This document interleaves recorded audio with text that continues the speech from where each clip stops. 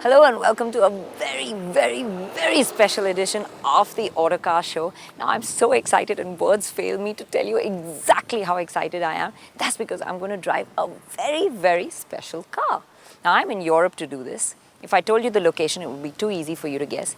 Let's take a look and see if you can guess why I've got this big grin plastered across my face.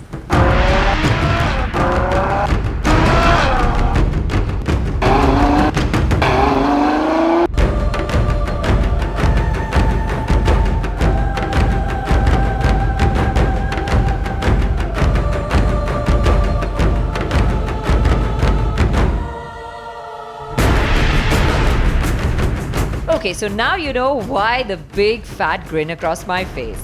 Well, I've got my hands behind the wheel of the Ferrari FF. And a fantastic route to test it on. Did I just die and go to heaven? Well, maybe. Now normally I let you take a good look at this car before I get going. But truly tell me, once you hear this sound, could you stay still? Just the sound. That's just enough for me. I don't know how to describe this. Seventh heaven.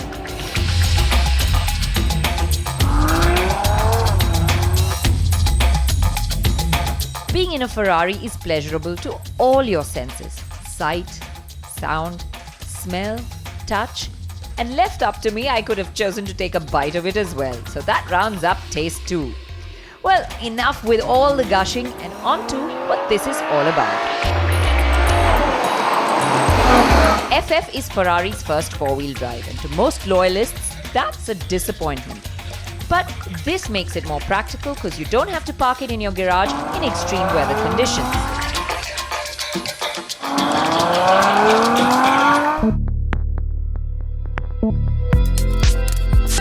What's interesting is how it really delivers drive to the road, because unlike a conventional all-wheel drive system, there is no center differential. Instead, for majority of the time, the FF is effectively a regular rear-wheel drive Ferrari, with the power directed to the back wheels via a 7-speed dual-clutch transaxle gearbox.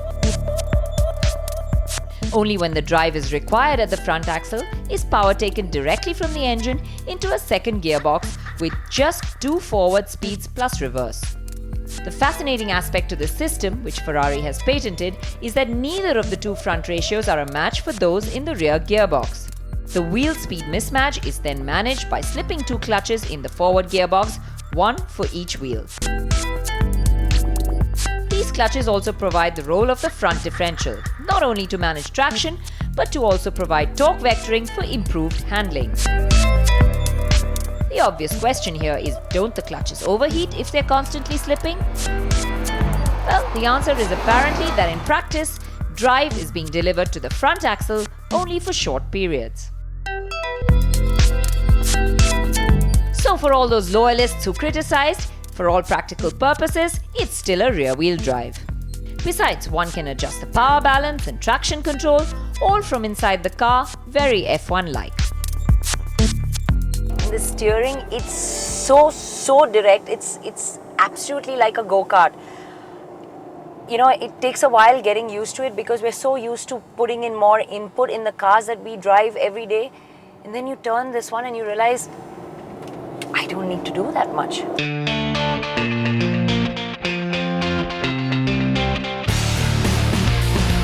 For such a large car, it hides its weight really well, and the sharp and direct feel once you get used to it allows you to chuck this car into corners with a true sense of abandon. And it's amazing how direct it is for a car of this size. It is absolutely amazing. The dampers too are adjustable, allowing you to get a firmer setting when you want to have fun. The already great levels of grip become like one giant roll of Velcro attached between the road and your tires. The fantastic Italian countryside allowed me to really get a full taste of cornering. The four-wheel drive engages without the only telltale sign on the dash on the graphic display for the front passenger. Through the fast corners, the FF retains the sense of being rear-driven. But in slow to medium speed bends, just at the point where the FF is about to transition into oversteer, the front drive intervenes and there is a sense that the FF is being pulled as well as pushed. Just the way this car drives, everything about it is just so raw. It's so, despite being a four-seater, this is the most powerful Ferrari. There's 651 horsepower. There's 69.6 kgm on tap, and you can feel every bit of it every time you put your foot on the accelerator. It just propels you forward so damn quick.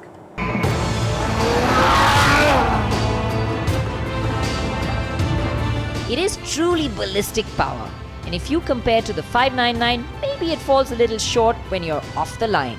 But that's being critical. The 599 has the better power to weight. So, as far as I'm concerned, the acceleration here is really manic.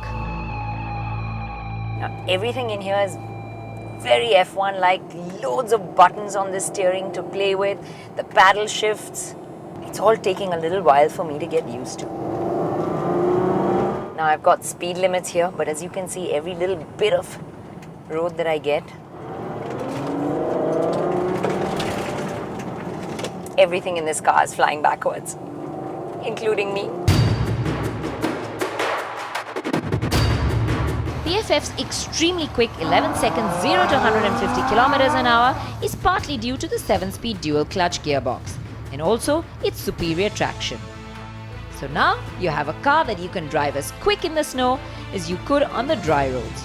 Simply amazing. Got to put my foot down a flat bit now. Holy flipping crap! The car in front of you comes up just so damn quick, it's not funny. And I thought I had an open stretch. I'm already on the tail of the front car. Waiting for that open stretch was really testing my patience. But I'm thinking that I would actually need a runway to get a full taste of what this car can do. What you think is a large open gap gets shrunk into a tiny hole by this monumental machine, and the sound when you put your foot flat is something you want to hear forever. The deep-throated roar and the blip of the throttle as you shift down was all music to my ears. Talking about downshifts, the dual-clutch 7-speed works well even in auto mode. But for me, it was manual all the way. This paddle shift is just amazing. It just shifts like that. And I'm in comfort mode. You just don't feel it at all. There's no hesitation at all. However, when you drive some of the other Ferraris, you realize those gearboxes are definitely quicker than this, especially in a power upshift or a low rev downshift. It's too hard to be critical of this machine. It's a pleasure to drive, and being behind the wheel of this makes you feel like you're part of the Fast and Furious. Now, I could have driven forever, but I had to stop to let you get a good look. And besides, the car with my cameraman said he was too tired of driving this quick to keep up the pace.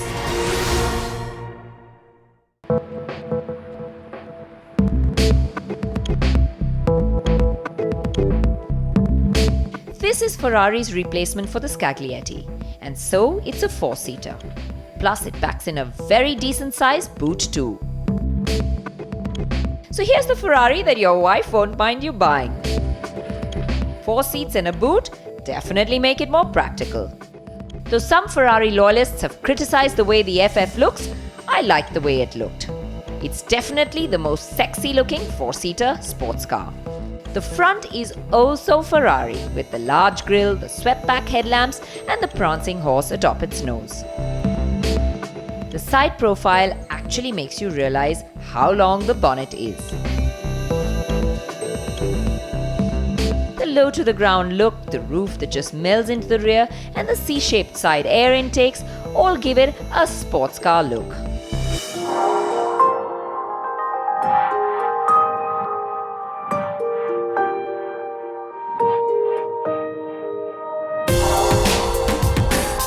The rear boot lid is hatch-like and the round tail lamps finish it off nicely.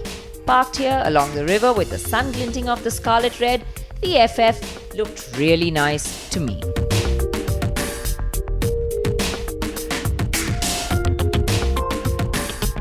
Inside it's surprisingly spacious for a sports car 4-seater. You can do long journeys in the backseat and still be comfortable. The steering wheel is very F1-like with loads of buttons and quite intimidating at first.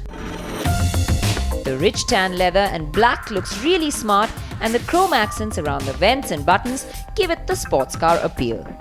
The central console houses the multimedia system and the climate controls. Just below it at the base sits the launch, reverse and auto gear buttons. Just about everything else gets adjusted from the steering, from brake bias to power balance to damper settings. A nice touch is the graphic display for the front passenger, which gives him a host of information too.